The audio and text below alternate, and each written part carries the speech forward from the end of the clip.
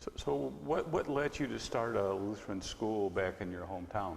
Oh, well, the Lutheran school, it was a prophecy long ago. When I was a little boy, I was born in the village. And my mom and my dad, they were living on the road right before the mission. So when my mom was getting closer to her delivery time, Miss Miller, they call her Grace Miller, she was a missionary on Open Bible Mission. So she told my mom not to, go far away from the mission station. And then my mom, delivery pain came about, and then she has a particular complication. So luckily, it was just New Year Eve in 1961. And Grace Miller and the missionary boys, they were evangelizing. So they went in the interior. And when they went in the interior, in the town, they met the place was so tense. They said, what happened? They said, oh, a lady delivering, but she has complication.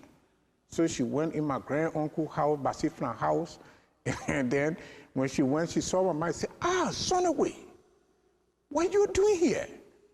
The word Sonaway, the name Sonaway means a lady who was born on Sunday. Okay. That's my mother's name, so they call her Sonaway. So married to my father, David Smith, so they call her Sonaway Smith, so we used to call her SS. So they call, no road and no castle. They call for the traditional hammer. That's the one they can carry the people in, So they brought a hammer, and then about to leave the town, put my mom there, put my baby there, and then they said no. My grandmother said, no, you hold on. Then she sent for her cup in the house. Said, you go bring my cup. And they brought her the cup, they filled with water, and she rubbed it on my face. And she said, you're the first person to be born in our family for us to see the face of the white lady. But this lady that's standing here, that's what she was telling my baby. She said, you will go in her home and you will bring education to this land. You will bring pride to this land. You will build university here, and the world will see it. So it happened in 1961, and when I was a little boy, my brother and sister were playing ball, everybody joking me, when are you going to go to America? Then I will get married, we'll fight over it, and all these things. But in 2003, I was already here, working at Medical Center of Arlington, living here on Arkansas Lane, and one evening I just came from work, and on the 30th of December, and then I was just feeling dizzy, so I went to bed, and I said, let me sleep a little bit. When I wake up, I will watch TV. Mm-hmm. But then in my dream, my grandmother came to me right here on Arkansas Lane, and she knocked at the door in my dream. I said, oh. So I woke up in my dream, and I opened the door, and I said, oh, Grandma, how are you? Come in. I had not seen you for long, but where's my mother? Where's my father? So everybody there, all your uncles sent there, Uncle Basiflan there, all Kun there, all the people there, Second Blue, everybody there. They say hello to you. Uh-huh. So I say, okay. But she said, I'm not sitting down because the school business we talk about, we're ready for the school. So I said, what about school? I have forgotten it. Then she said, oh, there's the school that we wanted. You have to go and build a school, but I will see you again. So I said, but this is America. In America, I don't have any money, Grandma. I don't know what to do about it. I can't do anything. I just came here. So she said, don't worry about it, but God will provide. So she told me on that Friday, it was a Friday, 2003, December 30th. So I think the 30th or the 31st.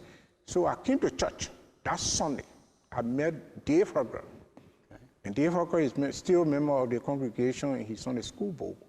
So he told me, Perry, how was your weekend? I said, well, it just been good. So I narrated a dream to him. And then Dave Hawker said, okay, I will see what we'll do. So he and myself were just meeting newly in the church and all these things. So after that, the next Sunday, he met me and said, hey, the dream you told me about, I've been thinking about it. I think we can form the school.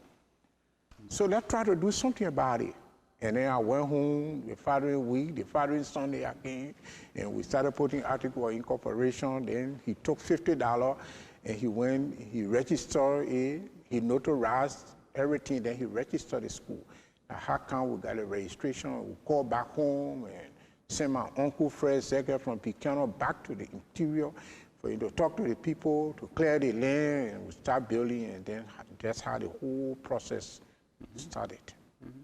Well, why don't you tell us about the 10 years that the schools have been open and, you know, the student population you have served?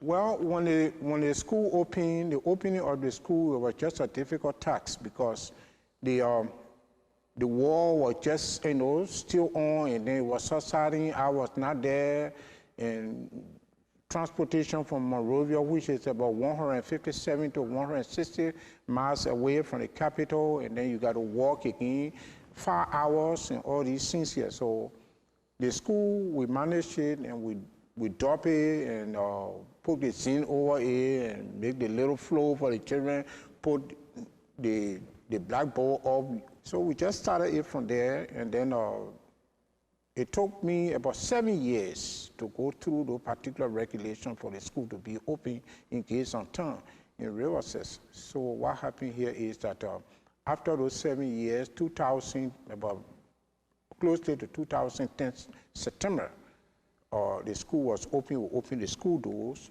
to the children, and then we started off with 23 children. Okay. And then out of the 23 children, we were having about 7 to 9 girls. So we just started it from there, and then little by little, the population started growing, and then we came out with a lot of programs and things then to encourage the people. So I decided to buy uniforms, you know, and I told everybody, since nobody had no money and things, then let them just rest assured that God will help them. So Grace Lutheran Church was helping me, and then at that time we have a newsletter here. We used to call it Grapevine.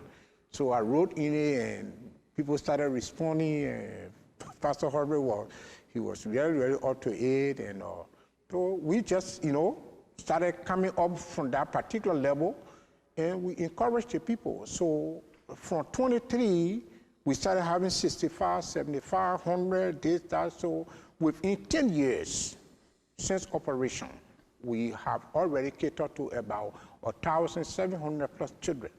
But then in the last 4 years in Monrovia, I have the feeling a lot of children was out there still roaming or in the street. So I said, well, I cannot do everything for everybody, but let me take the particular portion of Monrovia, which is called the Jacotown Pinsfield area.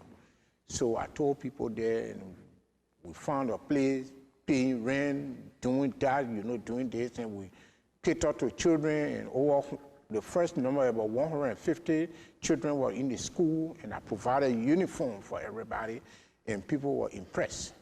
So that's how we've been doing, and then today, the overall number we're closing up to about almost 2,000 children that we have been catering to.